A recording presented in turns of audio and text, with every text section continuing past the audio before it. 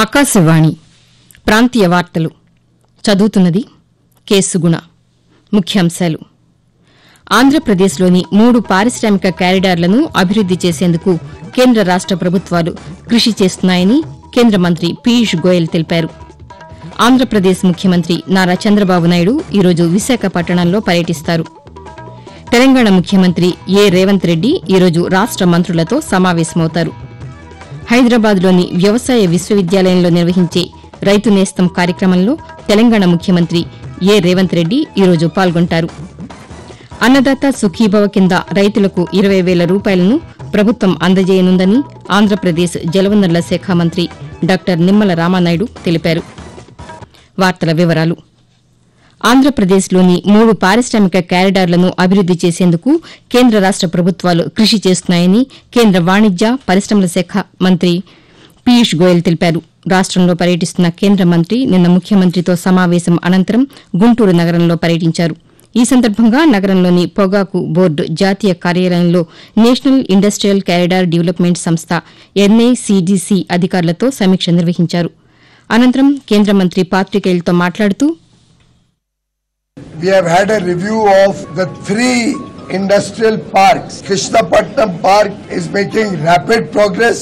Next week, open the tenders for EPC contractors for the other 2 industrial nodes. I have also reviewed the working of Tobacco Board and seen that in the last 4 years, tobacco farmers' income has doubled and exports also have gone up more than 2 times. And I have asked the Tobacco Board to inform the farmers that they have to stop this excess production.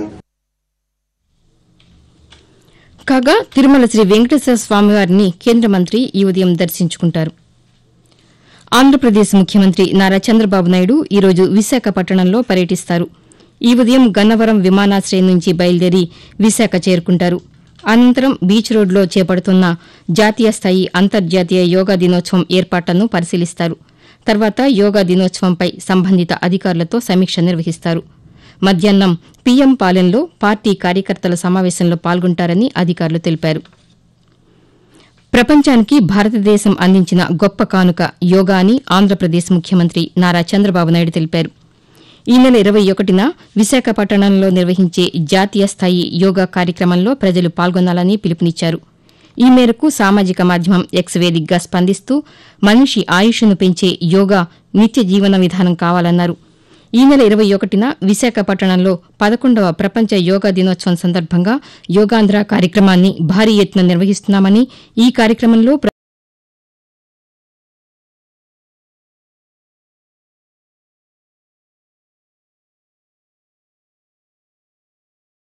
మంత్రి ఏ రేవంత్ రెడ్డి ఈరోజు రాష్ట మంత్రులతో సమావేశమవుతారు. హైదరాబాద్లోని రాష్ట సచివాలయంలో జరిగే ఈ సమావేశంలో స్థానిక సంస్థల ఎన్నికల నిర్వహణపై మంత్రులతో ముఖ్యమంత్రి చర్చించనున్నారు. అలాగే రైతు భరోసా నిధుల సమీకరణపై చర్చించే అవకాశముందని ప్రభుత్వ వర్గాలు తెలిపాయి. తెలంగాణలో నిరుద్యోగ యువతలో నైపుణ్యాలు పెంపొందించేందుకు కేంద్ర ప్రభుత్వం నుంచి అవసరమైన సహకారం అందించాలని ముఖ్యమంత్రి ఏ రేవంత్ రెడ్డి కోరారు.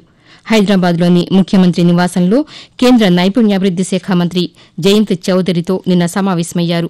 ఈ సందర్భంగా రాష్టంలో నైపుణ్యాభివృద్దికి సంబంధించిన పలు అంశాలపై కేంద్ర మంత్రికి వివరిస్తూ తాము ప్రారంభించిన యంగ్ ఇండియా నైపుణ్య విశ్వవిద్యాలయంలో సెంటర్ ఆఫ్ ఎక్సలెన్స్ ను ఏర్పాటు చేసి దానికి ఐటీఐలను అనుసంధానిస్తామని కేంద్ర మంత్రికి తెలిపారు. తెలంగాణ చేపట్టే నైపుణ్యాభివృద్ది కార్యక్రమాలకు కేంద్ర ప్రభుత్వం తరపున సహకరిస్తామని ఈ సందర్భంగా జయంత్ చౌదరి హామీ ఇచ్చారు. వ్యవసాయ రంగ అభివృద్దికి రాష్ట ప్రభుత్వం ప్రాధాన్యతను ఇస్తోందని ఆంధ్రప్రదేశ్ వ్యవసాయ శాఖ మంత్రి కె అచ్చెన్నాయుడు అన్నారు. శ్రీకాకుళం జిల్లా టెక్కలి మండల కేంద్రంలో 13 కోట్ల రూపాయలతో నిర్మించనున్న కోనేరు అభివృద్ది పనులకు నిన్న ఆయన శంకుస్థాపన చేశారు. ఈ సందర్భంగా ఆయన మాట్లాడుతూ రాష్ట ప్రభుత్వం విద్య, వైద్యం, వ్యవసాయం, తాగునీరు, సాగునీటికి అధిక ప్రాధాన్యతను ఇస్తోందని అన్నారు. ఆంధ్రప్రదేశ్లోని విజయవాడ ప్రకాశం బ్యారేజ్ వద్ద కృష్ణానది నుంచి కృష్ణా తూర్పు డెల్టా ప్రధాన కాల్వకు 1000 క్యూసెక్ల నీటిని కేఈ హెడ్ రెగ్యులేటర్ ద్వారా నిన్న విడుదల చేశారు. ఈ కార్యక్రమంలో స్థానిక శాసనసభ్యులు బొండా ఉమామహేశ్వరరావు పాల్గొని నీటిని విడుదల చేశారు. అనంతరం విజయవాడ సెంట్రల్ శాసనసభ్యులు బొండా ఉమామహేశ్వరరావు మాట్లాడుతూ కృష్ణా డెల్టా రైతుల కోసం విజయవాడ కృష్ణా బ్యారేజ్ మీద నుంచి కృష్ణా డెల్టాకి నీళ్లు వదలటం అనేది స్టార్ట్ చేశాం. కృష్ణా డెల్టాకి సరైన సమయంలో నీళ్లు విడుదల చేయటం అనేది కంటిన్యూగా జరుగుతుంది. రైతులు అడగకుండానే షెడ్యూల్ ప్రకారం ఏదైతే ఇవాళ జూన్ 15వ తారీఖు ఉందో 15వ తారీఖుకి డెల్టాకి నీళ్లు ఇవ్వటం వల్ల 7,40,000 ఎకరాల పైన ఇవాళ కృష్ణా డెల్టాలో ఉన్న రైతాంగం అంతా కూడా వాళ్ళకి సంతోషం. ఆకాశవాణి ప్రాంతీయ వార్తలు వింటున్నారు.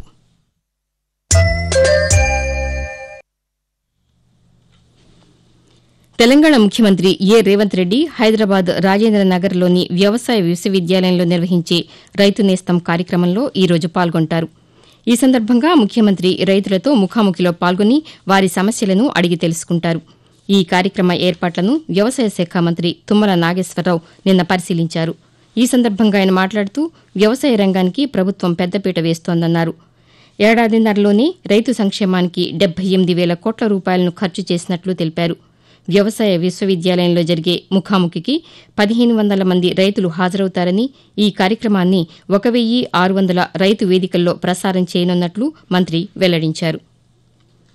రానున్న 2 ఏళ్లలో ఆంధ్రప్రదేశ్ రాజధాని అమరావతి నిర్మాణాన్ని పూర్తి చేస్తామని పురపాలక శాఖ మంత్రి పి. నారాయణ తెలిపారు. నెల్లూరులో జరిగిన పలు అభివృద్ది కార్యక్రమాల్లో మంత్రి నిన్న పాల్గొన్నారు.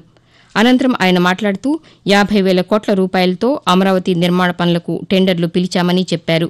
దేశంలోని వివిధ నగరాలను పరిశీలించి ప్రత్యేక ప్రణాళికలతో అమరావతిలో మౌలిక సదుపాయాలు, వసతులను కల్పిస్తామని మంత్రి వెల్లడించారు. సాహితీ రంగానికి విశిష్ట సేవలు అందించిన రచయిత, చిత్రకారులు, రేడియో ప్రసార ప్రముఖులు ఆచంట జానకీరాం, వచన రచనకు సొబగుల దిన మల్లాది రామకృష్ణ శాస్త్రుల జయంతులు ఈరోజు. 1903వ సంవత్సరం జూన్ 16వ తేదీన జన్మించిన ఆచంట జానకీరాం దేశంలో రేడియో ప్రసారాలు ప్రారంభమైన కొత్తలో ఆ సంస్థలో ఉద్యోగంలో చేరారు. ఢిల్లీ, తిరుచినాపల్లి ఆకాశవాణి కేంద్రాల్లో పనిచేసిన ఆయన నా స్మృత్పదంలో, సాగుతున్న యాత్ర వంటి రచనలు చేశారు. రేడియో కార్యక్రమాల రూపకల్పనలో వివిధ హోదాల్లో ఆకాశవాణికి 21 సంవత్సరాల పాటు సేవలందించిన ఆచంట జానకీరాం 1994 సంవత్సరంలో కన్నుమూశారు. మల్లాది రామకృష్ణ శాస్త్రి 1905 జూన్ 16వ తేదీన కృష్ణా జిల్లా చిట్టుగూడూరు గ్రామంలో జన్మించారు. రచయితగా, కవిగా, నాటక రచయితగా కూడా ప్రసిద్దిగాంచారు. చలవ మిరియాలు రచన ఆయనకు మంచి పేరు తీసుకువచ్చింది. తెలుగు చలనచిత్ర రంగానికి సరికొత్త భాషాపరమైన మాటలు, పాటలు పరిచయం చేసి వినూత్న ఒరవడికి నాంది పలికారు. 39 చలనచిత్రాల్లో 200కు పైగా పాటలు రాసిన మల్లాది రామకృష్ణ శాస్త్రి 1965 సెప్టెంబర్ 12వ తేదీన చెన్నైలో తుదిశ్వాస విడిచారు. వాతావరణం. ఆంధ్రప్రదేశ్లోని ప్రస్తుత వాతావరణ పరిస్థితి గురించి అమరావతిలోని భారత వాతావరణ కేంద్రం అధికారి ఎల్. నారాయణ ఆకాశవాణి ప్రాంతీయ వార్తా విభాగానికి వివరిస్తూ, ఉత్తర కోస్తా ఆంధ్రప్రదేశ్ మరియు యానాంలో ఈ రోజు మరియు రేపు తేలికపాటి నుండి ఒక మోస్తరు వర్షాలు లేదా ఉరుములతో కూడిన జల్లులు కొన్ని చోట్ల కురిసే అవకాశం ఉంది. భారీ వర్షాలు 1 లేదా 2 చోట్ల కురిసే అవకాశం ఉంది. మరియు దక్షిణ కోస్తా ఆంధ్రప్రదేశ్లో ఈ రోజు తేలికపాటి నుండి ఒక మోస్తరు వర్షాలు లేదా ఉరుములతో కూడిన జల్లులు కొన్ని చోట్ల కురిసే అవకాశం ఉంది. మరియు రాయలసీమలో తేలికపాటి నుండి ఒక మోస్తరు వర్షాలు లేదా ఉరుములతో కూడిన జల్లులు 1 లేదా 2 చోట్ల కురిసే అవకాశం ఉంది.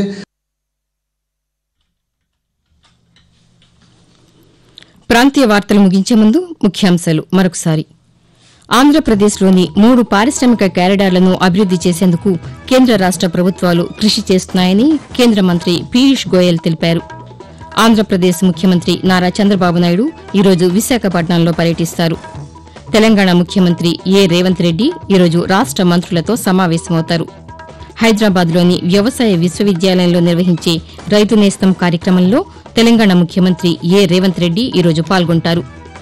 అన్నదాత సుఖీభవ కింద రైతులకు 20,000 రూపాయలను ప్రభుత్వం అందజేయనుందని ఆంధ్రప్రదేశ్ జలవనరుల శాఖ మంత్రి డాక్టర్ నిమ్మల రామానాయుడు తెలిపారు. ఆకాశవాణి ప్రాంతీయ వార్తలు ఇంతటితో సమాప్తం. తిరిగి 7 గంటల 5 నిమిషాలకు జాతీయ వార్తలు వింటారు.